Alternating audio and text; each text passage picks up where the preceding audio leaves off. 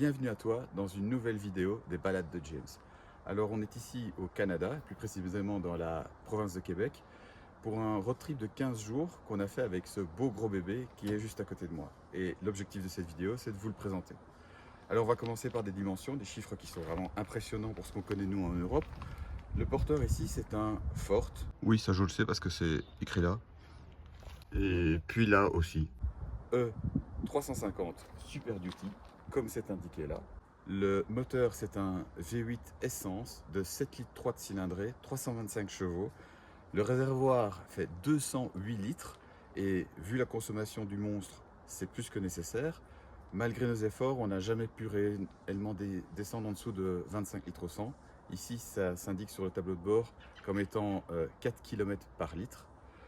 En termes de dimension, les chiffres, comme je vous disais, s'affolent un peu. On est sur un peu plus de 7 mètres de long, 2,60 m de large, plus de 3,50 m de haut. Le bestiau là, il fait plus de 4 tonnes et demie. Le véhicule qu'on a décidé de louer chez Canadream, c'est une version MHC.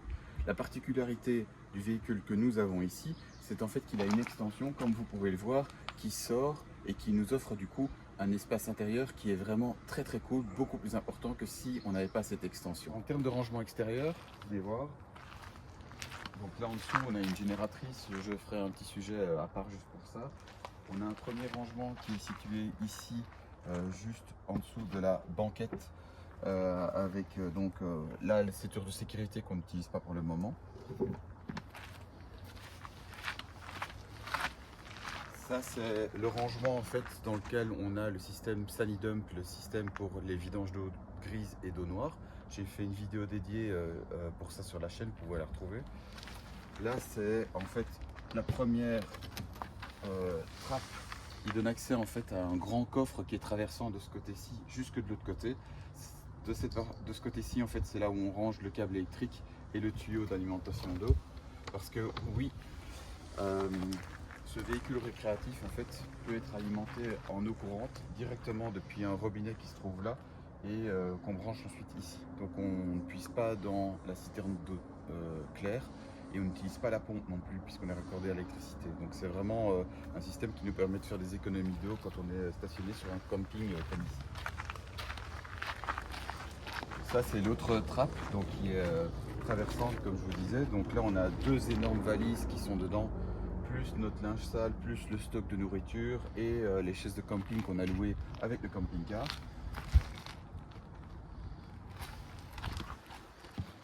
On a encore une trappe ici, hein, vous voyez, bien profonde. Donc nous on l'utilise pas, on n'en a pas besoin. Ça c'est l'arrière du système du boiler pour l'eau chaude. Ça c'est pour remplir la citerne d'eau claire.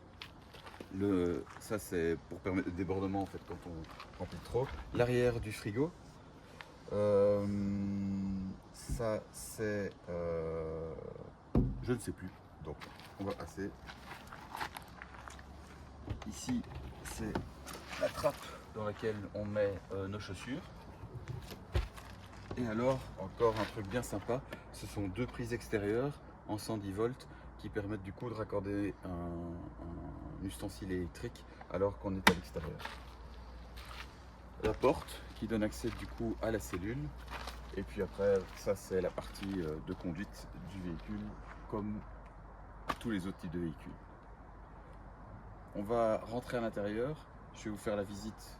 On se retrouve à l'intérieur du camping-car et là on accède directement à l'espace cuisine. Alors au niveau de l'espace cuisine, on a un super grand évier, d'accord, avec vous voyez hein, un robinet avec douchette, eau chaude, eau froide. On a même un chargeur à induction ici pour le portable, ce qui est vraiment très sympa.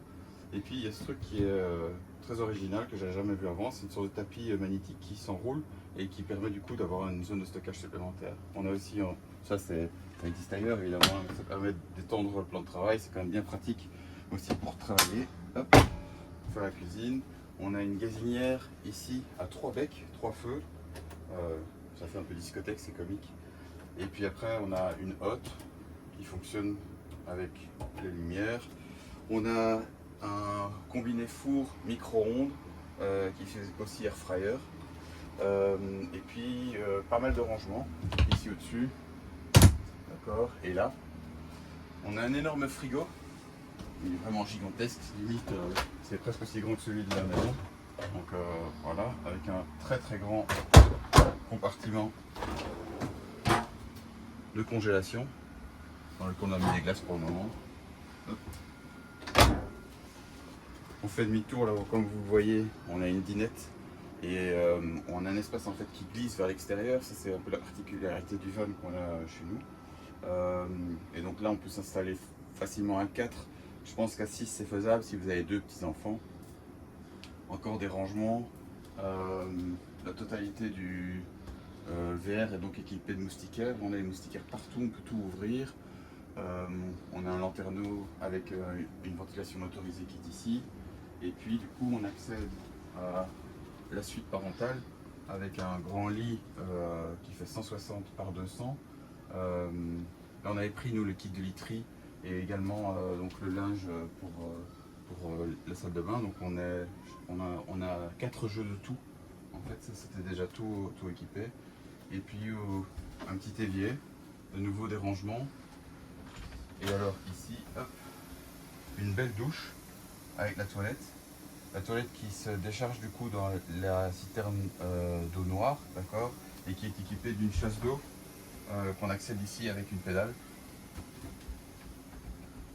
Aussi, ça c'est pas mal. Venez voir. Là au-dessus, on a un lanterneau qui est motorisé et qui permet du coup de voir. Là ici au-dessus, donc lanterneau motorisé et ça permet d'extraire du coup l'air aussi. Voilà, de ce côté-là, on a l'espace pour les enfants. Donc 2 grands lits qui font, je pense, je crois que c'était 80 par 180 cm. C'est des vrais matelas, hein. C'est aussi la literie quand même top. Alors, on n'a rien à redire là-dessus. 2 lits de chaque côté, on peut refermer ici. On a l'échelle qui se trouve là et qu'on peut venir clipser ici. Le filet qui est un filet de sécurité supplémentaire. Comme vous voyez ici, donc on accède au camping-car par cette porte ici, qui est elle-même équipée de nouveau d'une moustiquaire. Donc on a une double porte qui nous permet du coup de protéger la totalité. C'est quand même un des éléments qui est connu, je pense, quand on visite le Québec, c'est la présence des moustiques. Et donc on a pas mal de moustiques et tous les véhicules, les maisons et tout sont bien équipés pour éviter du coup d'avoir des problèmes au niveau des moustiques. Alors une rapide présentation du panneau de contrôle, comme vous voyez ici.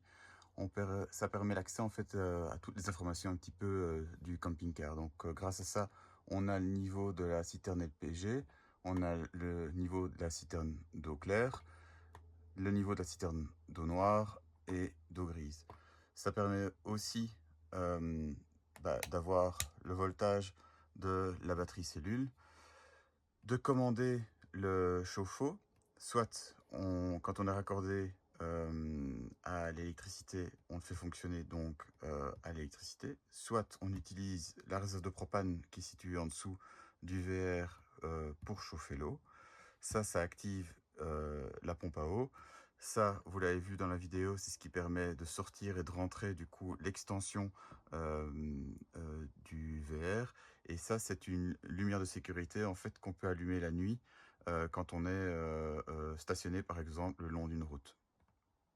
Un autre panneau de contrôle qui se situe ici en dessous, à l'entrée, et qui permet là en fait d'allumer soit les lumières intérieures de la cellule en une fois, de les éteindre. Les 2 autres commandes qui sont ici, en fait, elles permettent d'allumer un éclairage extérieur. Hop, je vais vite montrer ça, même s'il fait jour. Il reste enfin le coupe-circuit général qui est ici, et puis je pense qu'on a fait le tour de tout. Alors voilà, j'espère que cette vidéo vous aura plu. Pensez à mettre un petit pouce en dessous de la vidéo, ça fait toujours plaisir. Éventuellement vous abonner, il y aura d'autres vidéos qui suivront dans ce style-là. Je vous souhaite qu'une chose, c'est de vivre la même expérience que nous ici au Canada, équipé d'un super VR comme celui-là. Je vous dis à plus, à ciao.